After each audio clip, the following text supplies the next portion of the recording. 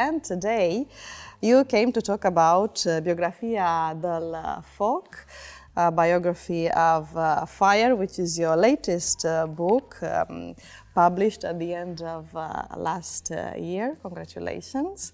It looks very good. It's a collection of 14 short stories, which is something new. Why short stories, Carlota? My first book was Cavalcarem tota la nit, and I feel very comfortable writing short stories because it allows you to look at the stories in a very extreme way. So when you're working on a novel, it's like there are so many things you have to take into account, the plot, the characters, so it's much more complex world.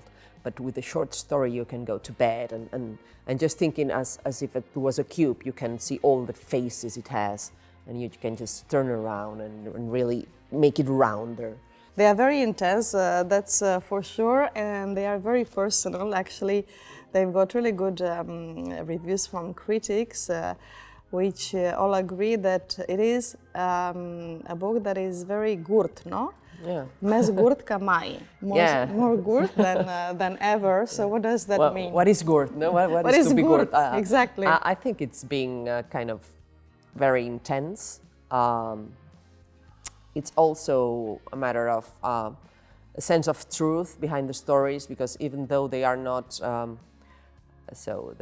autobiographical, they come from true scenarios in my life, and so in a way you can feel there's some truth there. I sometimes say that I cut out some emotions from real life and then paste it on different contexts and characters, but there's something true behind them. As far as I've seen the books, the stories shift from the mysterious to the surreal or totally, or more beyond surreal. For example, there are 3 examples I have here. The first story in which a hitchhiker denies she is a hitchhiker. Yeah. The story called Amor, love, in which 2 people approach a black hole, also very surreal. Or the third story in which the main character explains her love of tanks since childhood. So would you agree with these labels I've mentioned before, mysterious, almost surreal or beyond surreal? Yes, some of them, some short stories are more realistic and some of them are more surrealistic. I like mixing both of them,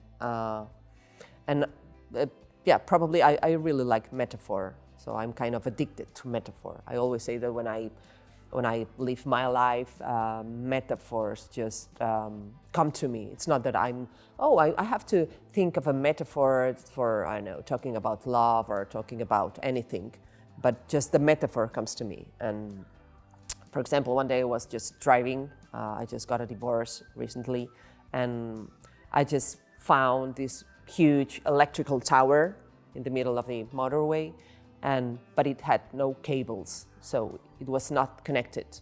And I thought, it's just like me. I just cut the cables that bind me to life, and now I'm not connected to anything. So I'm kind of useless. So I like metaphors because I think that the metaphor expresses the senses in a deeper way, in a more complex way than simple words.